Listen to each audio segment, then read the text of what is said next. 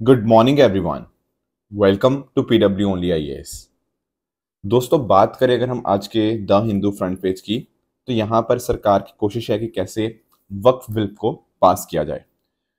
आप लोग दोस्तों वक्फ के बारे में जानते ही होंगे, राइट। जब मैं बात करता हूँ वक्फ की, तो आप नोटिस कर पाएंगे कि दरअसल में ये एक प्रॉपर्टी होती है जो कि मुस्लिम्स के द्वारा डोनेट करी जाती है, ताकि उस पर्टिकुलर प्रॉपर्टी को अलग अलग रिलीजियस पर्पसेस, चैरिटेबल पर्पसेस के लिए इस्तेमाल किया जा पाए, राइट। तो यानी कि ना एक तरह से आप ऐसा कह दीजिए कि जो प्रॉपर्टी है ये भगवान को बिलोंग करती है, ये अल्लाह को बिलोंग करती है, ऐसा बताया जाता है।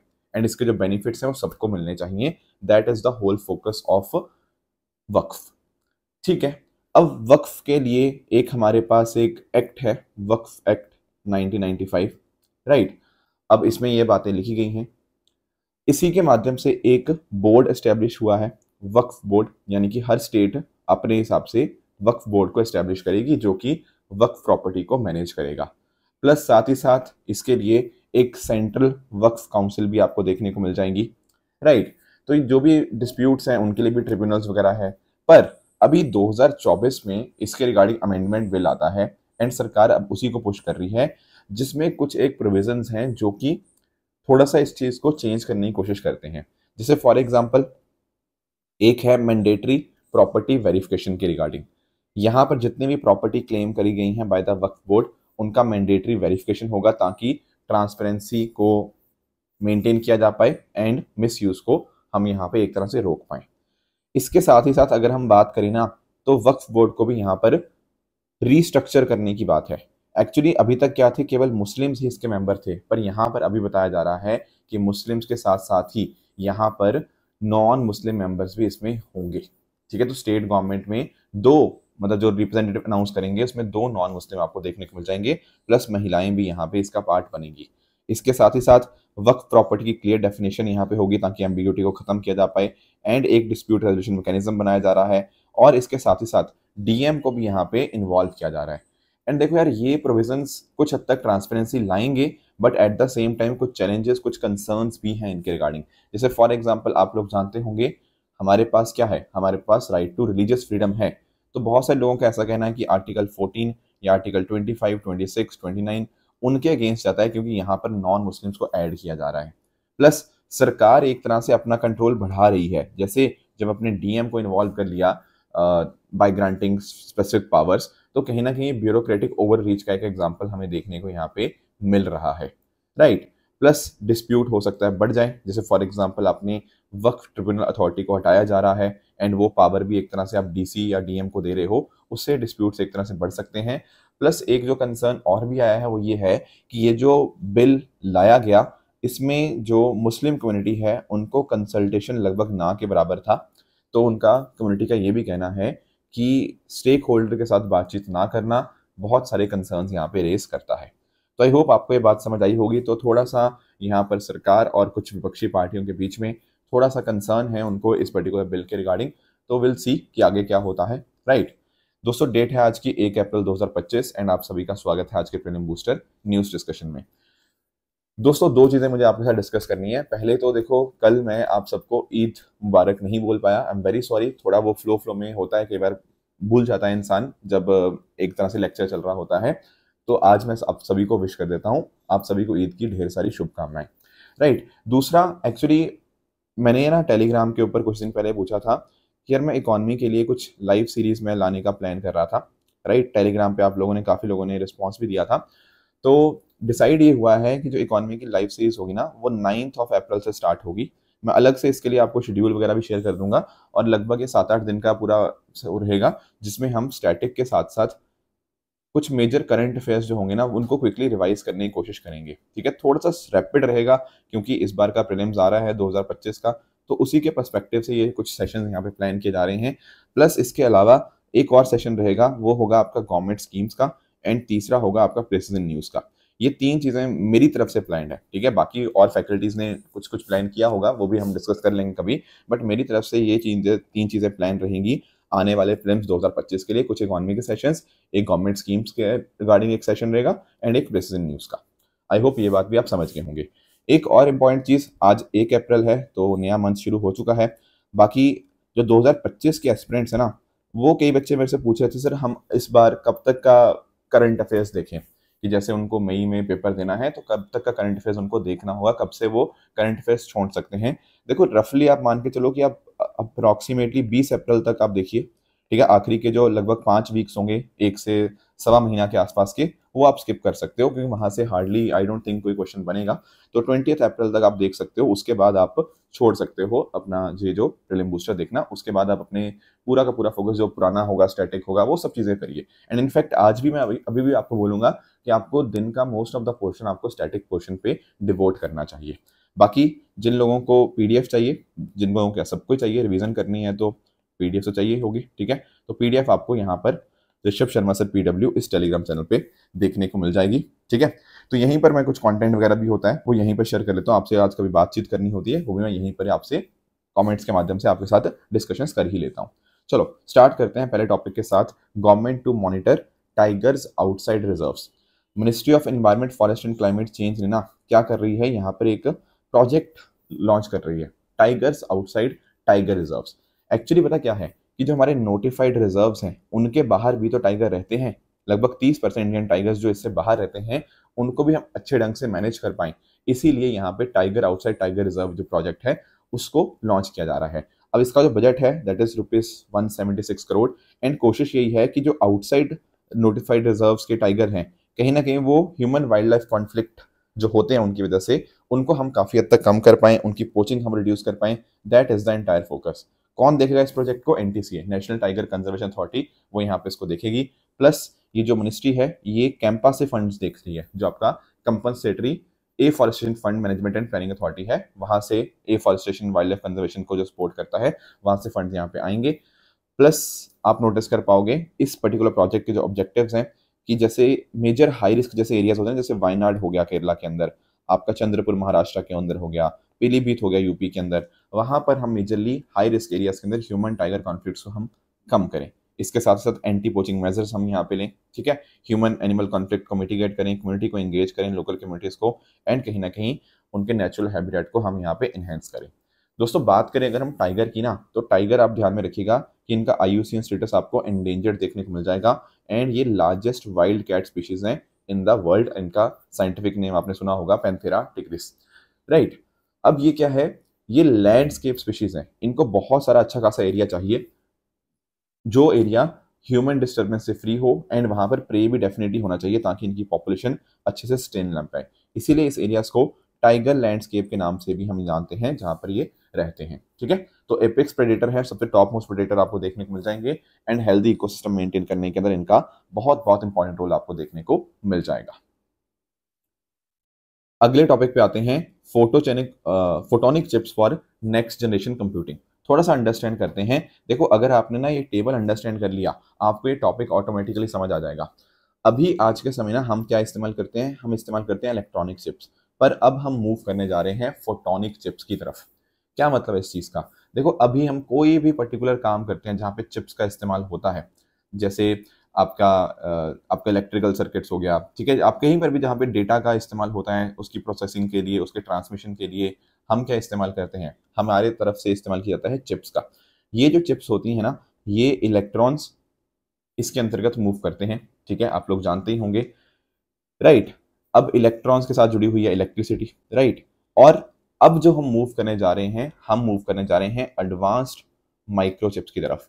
यहाँ पर एडवांस माइक्रोचिप्स में ना चेंजेस पता क्या है, चेंजेस ये हैं कि यहाँ पर लाइट को इस्तेमाल करेंगे, यानी कि फोटॉन्स को हम इस्तेमाल करेंगे। अब इसके माध्यम से होगा पता क्या होगा, यही कि अभी तक जो स्पीड अच्छी खासी थी उसको कई गुना और बढ़ा दिया जाएगा। बैंडविड्थ फोटोनिक चिप्स की बहुत अच्छी खासी है, हीट को कम जनरेट करेंगे, एनर्जी एफिशिएंसी बहुत बढ़िया है, एंड जो आपका इलेक्ट्रोमैग्नेटिक इंटरफेरेंस होता है ना, वो कुछ हद तक होता है इलेक्ट्रॉनिक चिप्स के अंदर, पर फोटोनिक चिप्स जो होती हैं वो इससे इम्यून होती हैं, मतलब इलेक्ट्रोमैग्नेटिक इंटरफेरेंस उनके ऊपर नहीं होगा। तो आप नोटिस कर सकते हो कि जो हम मोस्टली इलेक्ट्रॉनिक चिप्स को इस्तेमाल करते हैं, जनरल कंप्यूटिंग हो गया, एम्बेडेड सिस्टम के लिए करते हैं, पर आगे जैसे जैसे AI बढ़ता जा रहा है, 6G हो गया, क्वांटम कंप्यूटिंग, डेटा सेंटर्स, उनके लिए फोटोनिक चिप्स अपने आप में बहुत बहुत ज़्यादा इंपॉर्टेंट बन जाएगी। तो ये जो अल्ट्रा हाई स्पीड है, बैंडविड्थ है, जो ये एनर्जी एफिशिएंसी है हाई, ठीक है, यानी कि ये लेस पावर को कंज्यूम करेंगे एंड बहुत ही कम हीट को जनरेट करेंगे। यही इसके बेनिफिट्स आपको यहाँ पे देखने को मिल जाएंगे। ठीक है, तो इनकी एप्लीकेशंस की बात करें तो 6G नेटवर्क्स हो गया, एआई जिसमें मैंने बताया, quantum computer, data centres, optical interconnect, इन सब में यहाँ पे इसका आपका इस्तेमाल देखने को मिल जाएगा। तो सरकार क्या कर रही है, सरकार फोटोनिक चिप्स के ऊपर जो रिसर्च हो रही है नेक्स्ट जनरेशन कंप्यूटिंग के लिए, उसको यहाँ पे सपोर्ट कर रही है। ये बात हमें यहाँ पे अंडरस्टैंड होनी चाहिए। आगे आते हैं अगले टॉपिक की तरफ, ट्राइबल फेस्टिवल सरहूल की तरफ यहाँ पे हम अपना ध्यान थोड़ा देखते हैं। देखो यहाँ पर ना जो आदिवासी थे झारखंड के अंदर एंड छोटा नागपुर रीजन के अंदर, वो यहाँ पर इस फेस्टिवल को वेलकम कर रहे हैं, सरहूल फेस्टिवल को। देखो कल भी ना हमने एक टॉपिक पढ़ा था सेक्रेड ग्रोव्स के बारे में, है ना, सेक्रेड ग्रोव्स हमने देखा था। तो इनफैक्ट ना ये जो फेस्टिवल है इसमें भी सेक्रेड ग्रोव्स देखे जाते हैं। जैसे फॉर एग्जांपल मैंने कल सरना के बारे में आपको नाम बताया था, राइट। ये एक्चुअली जो फेस्टिवल है ना, ये फेस्टिवल ट्राइबल्स द्वारा ही सेलिब्रेट किया जाता है। जैसे आपका उरान, मुंडा, संथल, खाडिया, हो, ये अलग अलग कम्युनिटीज हैं, वो यहाँ पर इस फेस्टिवल को सेलिब्रेट करती हैं। एंड ये जो नाम आया ना सरहाल, सरहाल का मतलब पता क्या है, जो आपका साल ट्री होता है उसी को यहाँ पर वर्शिप किया जाता है। समझे इस बात को। एंड यहाँ पर पॉइंट पता क्या है इस फेस्टिवल का, इस फेस्टिवल के अंदर धरती और सूरज, इन दोनों का सिंबॉलिक यूनियन हमें देखने को मिलता है। आप पूछोगे वो कैसे सर, वो कैसे दिखाया जाता है। देखो यहाँ पर पता क्या होता है, जो एक गांव का जो मेल प्रीस्ट होगा, जिसको हम पहान के नाम से जानते हैं, वो सूरज का रोल प्ले करता है। एंड जो उसकी वाइफ होती है पाहीन जिसको बोलते हैं, वो अर्थ का एक तरह से रोल प्ले करती है, जिससे कहीं ना कहीं ये दोनों साथ में आते हैं। एंड आप नोटिस करना, ये एक हार्वेस्टिंग फेस्टिवल है। तो जैसे सूरज की किरणें धरती पे पड़ती हैं, मिट्टी पे आती हैं, उससे कहीं ना कहीं हमारे यहाँ पे अच्छी फसल होती है। तो नोट कर पाओगे कैसे हार्वेस्ट के साथ यहाँ पे इसको लिंक किया जा रहा है। ठीक है, तो जो साल ट्री है उसी को एज अ उनको वर्शिप किया जाता है, क्योंकि ये सरना माँ के ही एक तरह से उनका वास इसमें पाया जाता है, ऐसा बताया जाता है। तो 3 दिन का ये फेस्टिवल आपको देखने को मिल जाएगा। तो सेक्रेड ग्रेव्स का भी बहुत इंपॉर्टेंट रोल यहाँ पे आपको देखने को मिलता है। 1960s के अंदर जो आदिवासी लीडर थे बाबा कार्तिक ओरान, उन्होंने यहाँ पर सरहूल प्रोसेशन यहाँ से स्टार्ट किया था, फ्रॉम हाथमा टू सीरम तोली सरना स्थल इन रांची। एंड उसके बाद से ये जो पर्टिकुलर फेस्टिवल है इसको यहाँ पे सेलिब्रेट किया जाता है।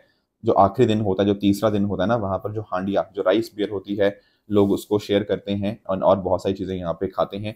इसके साथ साथ जो ट्रेडिशनल सॉन्ग्स एंड डांस है, जैसे जदूर, गेना, पोर जदूर, उसके ऊपर जो आदिवासी है परफॉर्म करते हैं। ठीक है, तो आप नोटिस कर पाओगे कि इस तरह से ये जो फेस्टिवल है उसको सेलिब्रेट यहाँ पे किया जाता है। एक बार फेस्टिवल कंप्लीट हो गया, उसके बाद ही प्लोइंग, अपनी फील्ड को प्लो करना, नई क्रॉप को सो करना, इनके द्वारा यहाँ पे किया जाता है। नेक्स्ट हमारा टॉपिक है एक्सरसाइज इंदिरा के बारे में।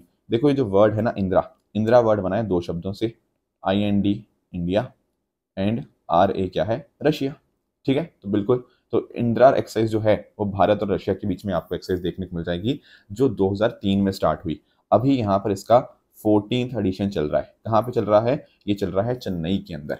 अब जैसा कि एक्सरसाइज के अंदर होता भी है, तो दोनों कंट्रीज क्या करती हैं, आपस में एक तरह से सिनर्जी में काम करने की कोशिश करती हैं, अपनी जॉइंट ऑपरेशनल कैपेबिलिटीज को स्ट्रेंथन करती हैं, जिससे कहीं ना कहीं दोनों की जो पार्टनरशिप है वो और ज़्यादा मजबूत होती हुई देखने को मिल जाएगी। तो भारत की नेवी और रशियन नेवी यहाँ पे साथ में मिलकर काम कर रही हैं। इसके 2 फेजेस हैं, एक है आपका हार्बर फेज यानी कि जो बंदरगाह वाला फेज होता है, दूसरा है सी फेज। हार्बर फेज चेन्नई में होगा एंड सी फेज आपका बे ऑफ बंगाल के अंदर होगा। स्टार्टिंग के अंदर यहाँ पे जो हार्बर फेज के अंदर एक तरह के डिस्कशंस को प्लान करेंगे, ठीक है, जॉइंट ट्रेनिंग एंड ब्रीफिंग्स करेंगे। एंड जो आपका सी फेज होगा उसके अंदर यहाँ पर कॉम्प्लेक्स मैरिटाइम ऑपरेशंस के अंदर दोनों पार्टिसिपेट करेंगे। ये है आपका एक्सरसाइज इंदिरा। ठीक है, ये बातें तो मैंने बताई दी, कैसे साथ में मिलकर काम करना है, ये हमें यहाँ देखने को मिलता है।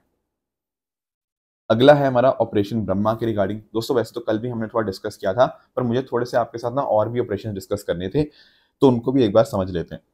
जैसे पास्ट के अंदर ना हमने कुछ बहुत इंपॉर्टेंट ऑपरेशंस किए हैं। जैसे फॉर एग्जांपल एक था ऑपरेशन अजय, 2023 में हुआ था। जब इसराइल हमास कॉन्फ्लिक्ट स्टार्ट हुआ तो उस समय भारतीय नेशनल्स जो इसराइल में थे उनको इवैक्यूएट करने के लिए हमने ऑपरेशन अजय रन किया।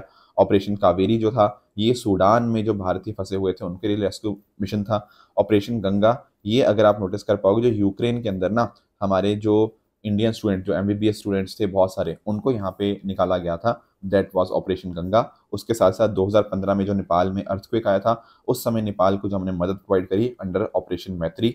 उसके साथ ही साथ ऑपरेशन जो सेफ कमिंग, आपको सेफ होम कमिंग देखने को मिलता है, ये लीबिया में जो हुआ था, ठीक है, उसके रिगार्डिंग हमने यहाँ पे जो वॉर ऑन लीबिया था उसके रिगार्डिंग हमने जो ऑपरेशन रन किया वो हमें ऑपरेशन सेफ होप हमें देखने को मिल जाएगा।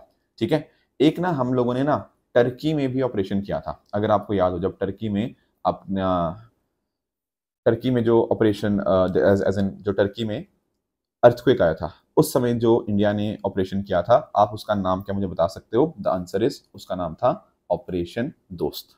ठीक है, टर्की सीरिया जो अर्थक्वेक आए थे ना 2023 के अंदर, उसकी मैं यहाँ पे बात कर रहा था।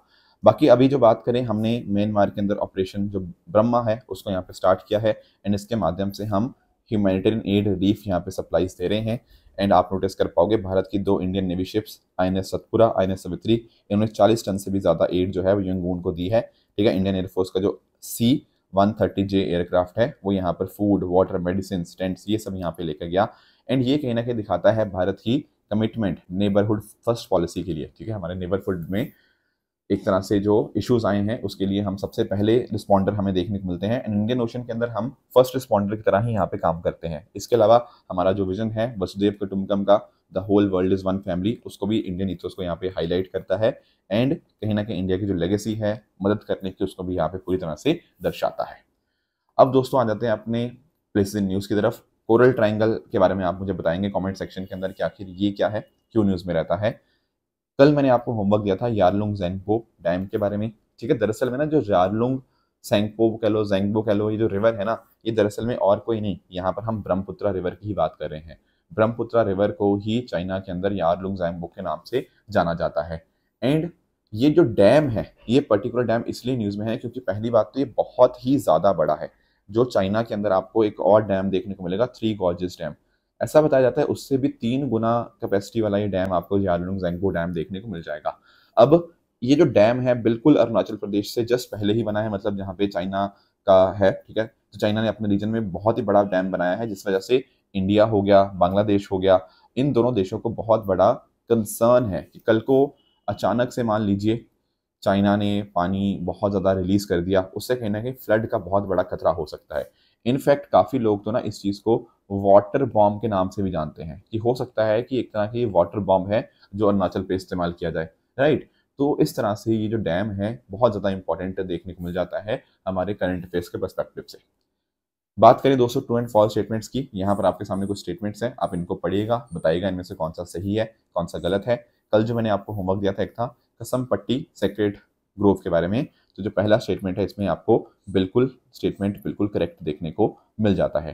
टी बोर्ड ऑफ इंडिया की बात करें दोस्तों, ये नॉन स्टैट्यूटरी बॉडी नहीं बल्कि it was established as a statutory body. ठीक है, तो ये सेकंड आपका इनकरेक्ट होगा। सहकार टैक्सी सर्विस की बात करें तो यहाँ पर ड्राइवर सिर्फ सर्विस प्रोवाइडर नहीं होंगे पर वो एक तरह से स्टेक होल्डर भी होंगे in the profits. Yes, this statement is correct. तो दोस्तों ये थी हमारी आज की डिस्कशन। इसी तरह से आप सब लोग अपने एंड पे हार्ड वर्क करते रहिए। Thank you so much for joining, all the very best.